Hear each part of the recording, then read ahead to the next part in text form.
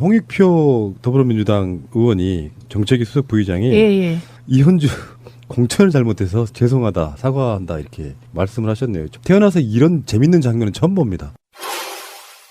국민의당 수석부 대표인 이현주 의원의 발언 매우 부적절합니다. 물론 우리 더불어민주당 책임도 있습니다. 국민들에게 죄송합니다. 공천 과정 허술해서 공천에서 당선까지 시켜서 그렇습니다. 이런 반교육적, 반노동적, 반여성적 발언을 한 수석부 대표에 대해서는 국민의당에서 반드시 조치가 있어야 된다고 생각합니다. 국민의당의 당론이 그러한 제보를 듣겠습니다. 근데 이게 맞는 얘기죠. 2012년에 네. 4월에 저희가 공천한 거 맞고요. 예. 민주통합당 때 공천한 거 맞고, 제가 문성근 선배랑 국민의 명령 해서 그 민주통합당까지 쭉 왔잖아요.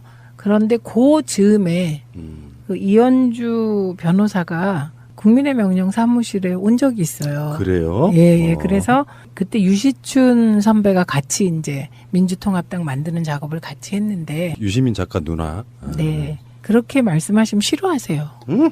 유시민이 유시춘 동생이다 이렇게 얘기해야 된대요. 예. 저도 여자 유시민이라는 말 안 좋아해요. 아 그렇구나. 네. 언젠가는 유시민에게 남자 채민이라고 할 날이 오지 않을까요? 좀 남자 채민이가 예능 프로에서 날아다니시더라고.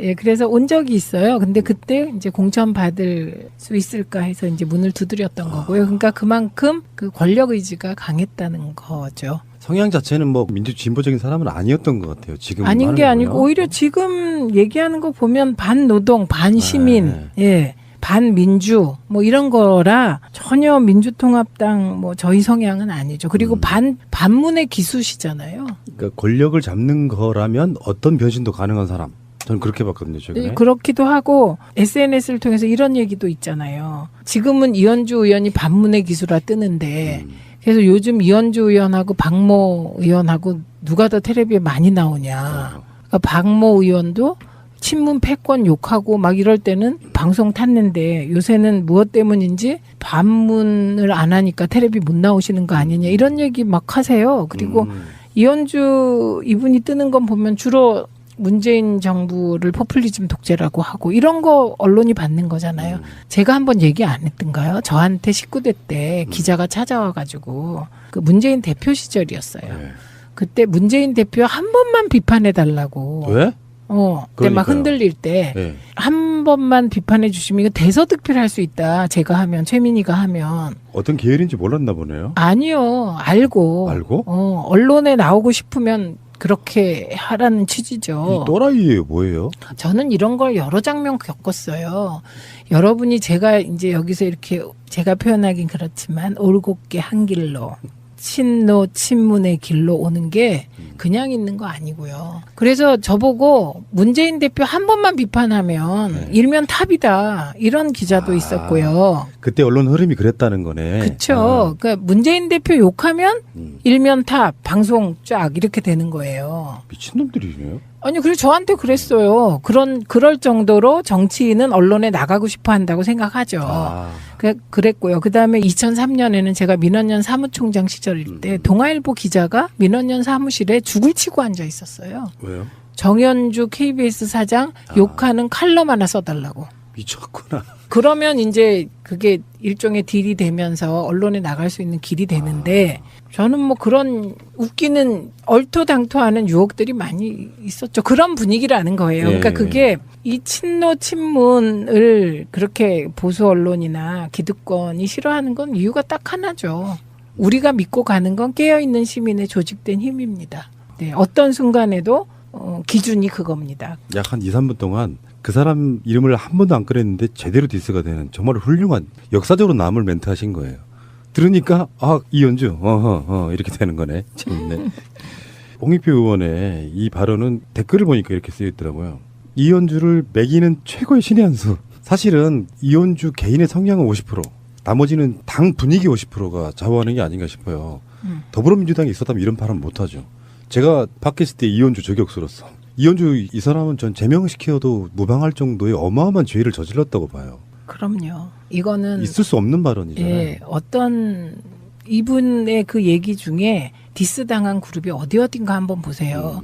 조리사분들, 영양사분들. 그다음에 간호조무사분들, 심지어 동네 아줌마들, 저 최민희, 남양주 아줌마, 제가 그래서 페북에 아줌마들이 아줌마들 단결로 국회를 바꾸자 이런 페북을 올렸다니까요. 아줌마 화났다 이런.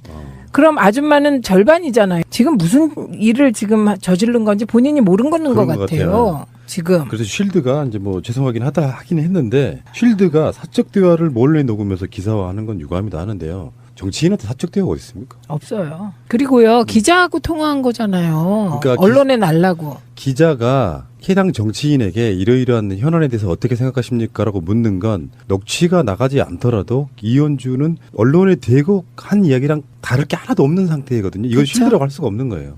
네, 그러니까 정치인은 이런 말이 있습니다. 부고 자기 죽었다만 아니면 어떻게든 방송을 타야 된다. 그래서 결국은 선거에 나가면 인지도 싸움이다 이런 얘기가 있어요. 그러니까 지금 이 이현주 의원이 이렇게 막 언론에서 욕 먹잖아요. 주로 90%가 욕이지만 나중에 욕은 다 없어지고 이현주라는 이름만 기억된다는 거예요.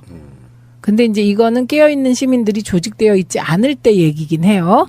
예, 저는 그 깨어있는 시민들이 조직되길 바랍니다. 그 광명에서. 예. 그런데 그거를 정확하게 이용해서 뜬 분들이 많이 계세요. 머릿속에 지금 떠올려 보세요.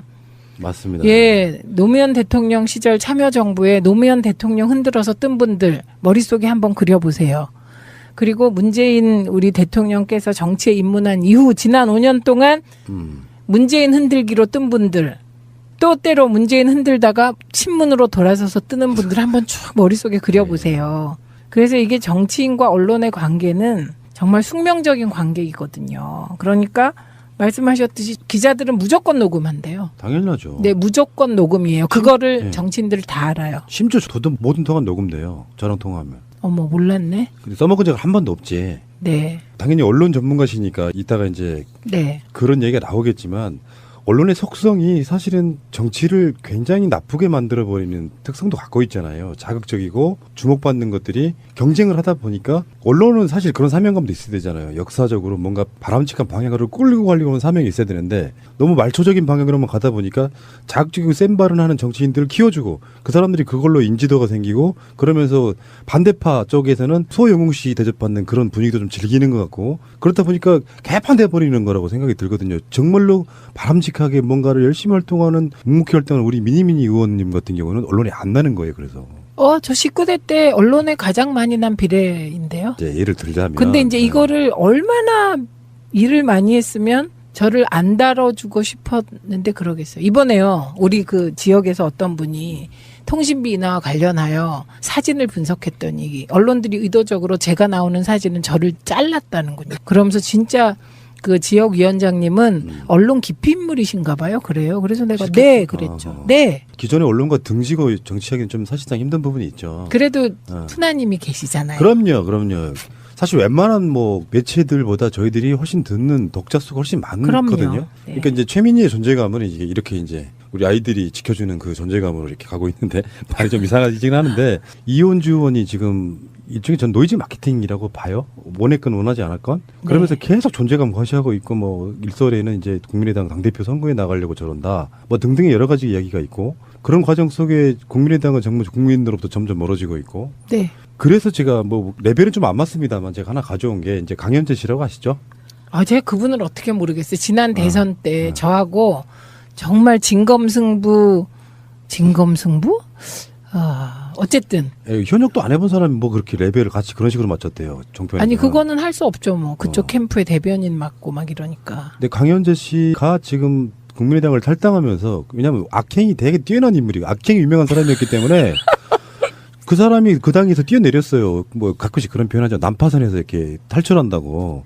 강현재가 가장 먼저 탈당을 해버려요. 그래놓고 이제 비오는 이런 거야. 국민의당에 새 정치가 없더라. 탈출 이렇게 되는 상황이거든요. 이게 되게 슬프고 우퍼요. 재밌기도 하고 웃기기도 하고. 지금 이현주, 강현재 두 전직 여성 변호사 정치인들이 국민의당의 현 주소를 적나라하게 보여주고 있는 거죠. 막말 정치.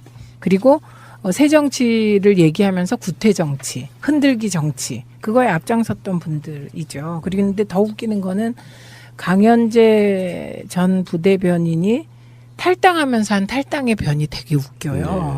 국민의당이 제3의 중도의 길을 가는 정당도 아니고 전국 정당도 아니고 안철수의 새 정치도 없다고 판단했대요. 이제 알았냐? 그러니까요. 그러니까 이분은 성향상 저는 이현주 의원하고 이 강현재 씨는요. 성향상 사실은 보수의 오른쪽 끝에 가까워요. 얘기하는 게. 자유한국당으로 가셔야죠, 사실은. 자유한국당보다 조원진 또 창당했대요. 네, 그 창당한 당 이름도 기억 안 나는데 새누리당에서 또 이렇게 제명당했어요. 그래서 출당당해가지고 또 당 만들고 그럴 때 이 양반 드디어 이제 전임맨의 길로 들어섰어요. 거기에 정미홍, 그러니까. 변희재와 같이 하죠. 근데 그런 정도와 같지 않나요? 인식 수준이. 이야기 좀 잠깐만 놔볼게요. 네. 고성에서. 그러니까 정치판에서 부류는 여러 가지가 있다고 생각이 네. 드는데 사실 상당히 공감하실 거예요. 민주 진보 세력에서 학생운동도 좀 했거나 그런 비슷한 결로 이렇게 살아오다가 인재풀이 없다 보니까 이제 김대중 대통령이나 이런 정당들에서 많이 수혈을 하잖아요. 근데 정권을 잡으려고 또는 잡고 보니까 또 집권해서 필요한 마인드가 있어서 또 이렇게 수혈하시는 분들이 있잖아요. 특히 이제 네. 당시에 뭐 장관을 지냈거나 예, 하시는 테크노크라트. 분들. 예. 그렇게 들어왔는데 어느 날 이제 민주 진보 세력이 어떤 정통성은 지키고 쭉 가고 있다가 그 사이에 이제 그 사회 명망의 엘리트들을 수혈하는 과정도 있고 근데 문제는 이제 분당되기 시작하면은 저희 동네를 보면 그래요. 국민의당이 생기는 과정. 같은 당에 있던 사람들이 출마하려고 예비후보로 등록한 사람이 한 10명 돼. 그런 사람들이 국민의당이 분당해 나가는 과정이 생기니까 반이 국민의당 갈아타요.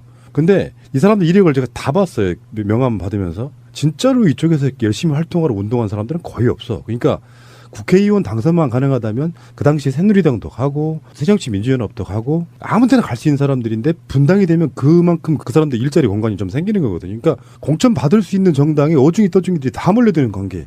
그렇다 보니까 사실 낭중지초가 되는 거예요. 그 마인드가 그대로 표출되니까 분노심이 일으키고 어떻게 이 사람들이 민주를 비방하는 정당 위에 있었던 거지 굉장히 분노스러운 거예요. 그런 그룹이 있죠. 그 지역위원회를 제가 운영을 해보면서 그 현실로 느끼는 거잖아요.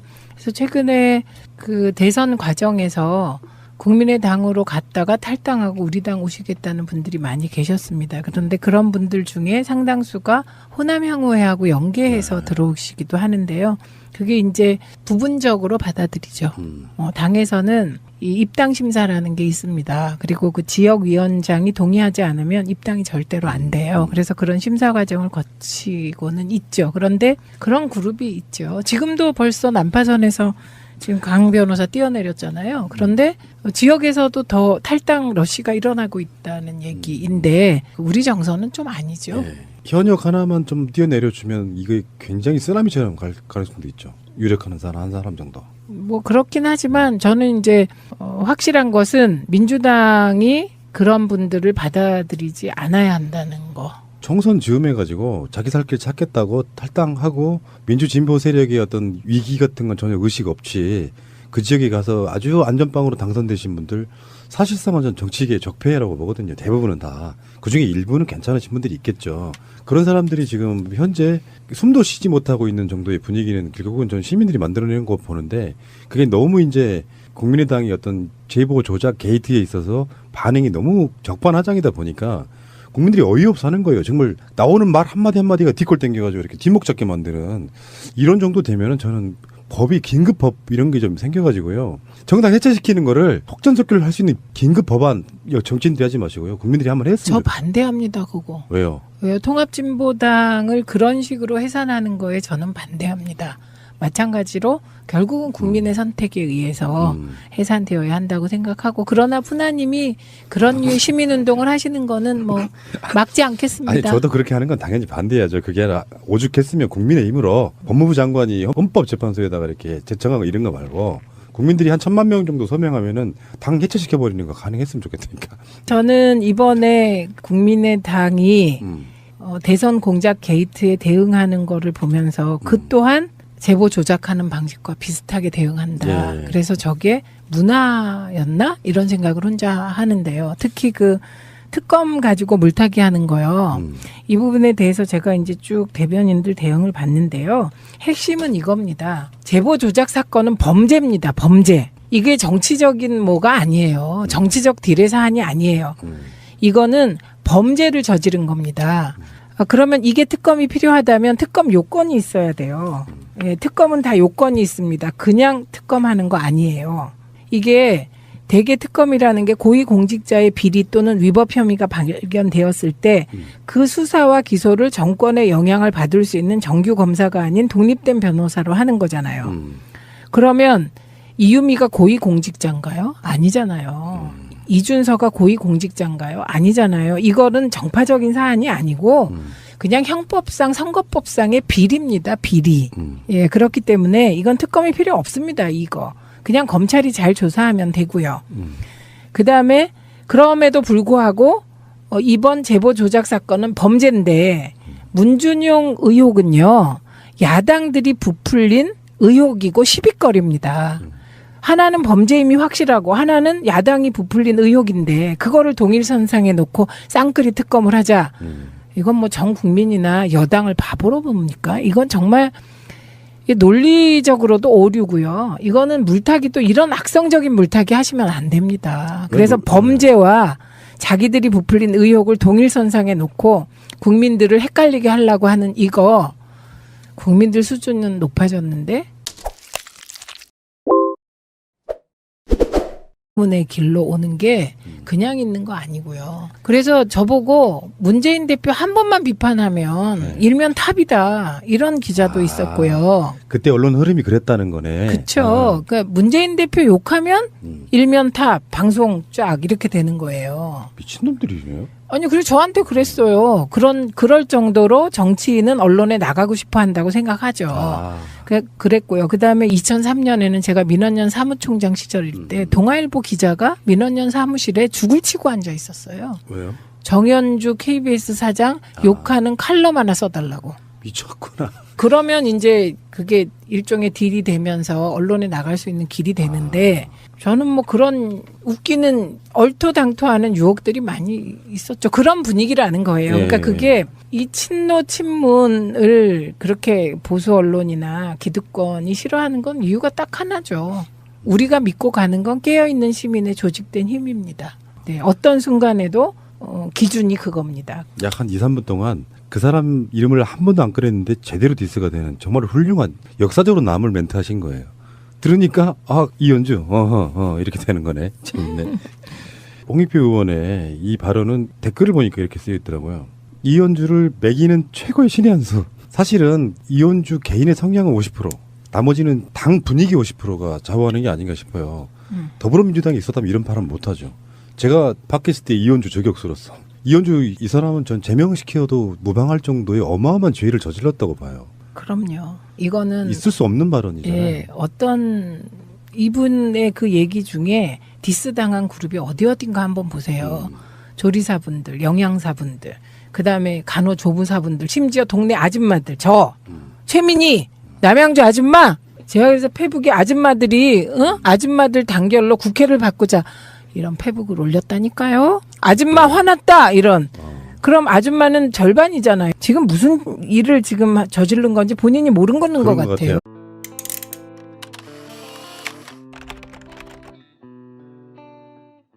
홍익표 더불어민주당 의원이 정책위 수석 부의장이 이현주 공천을 잘못해서 죄송하다, 사과한다 이렇게 말씀을 하셨네요. 태어나서 이런 재밌는 장면은 처음 봅니다. 국민의당 수석부 대표인 이현주 의원의 발언은 매우 부적절합니다. 물론 우리 더불어민주당 책임도 있습니다. 국민들에게 죄송합니다. 공천 과정 허술해서 공천에서 당선까지 시켜서 그렇습니다.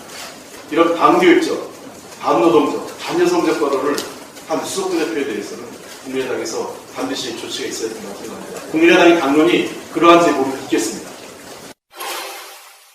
근데 이게 맞는 얘기죠. 2012년에 4월에 저희가 공천한 거 맞고요.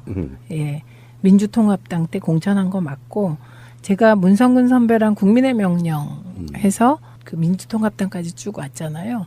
그런데 그 즈음에 그 이현주 변호사가, 지금은 이현주 의원이 반문의 기수라 뜨는데, 그래서 요즘 이현주 의원하고 박모 의원하고 누가 더 텔레비에 많이 나오냐. 그러니까 박모 의원도 친문 패권 욕하고 막 이럴 때는 방송 탔는데 요새는 무엇 때문인지 반문을 안 하니까 텔레비 못 나오시는 거 아니냐 이런 얘기 막 하세요. 그리고 이현주 이분이 뜨는 건 보면 주로 문재인 정부를 포퓰리즘 독재라고 하고 이런 거 언론이 받는 거잖아요. 제가 한번 얘기 안 했던가요? 저한테 19대 때 기자가 찾아와가지고 그 문재인 대표 시절이었어요. 네.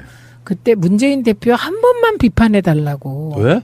그때 막 그러니까요. 흔들릴 때 네. 한 번만 비판해 주시면 이거 대서특필 할 수 있다. 제가 하면 최민희가 하면. 어떤 계열인지 몰랐나 보네요. 아니요. 알고. 알고?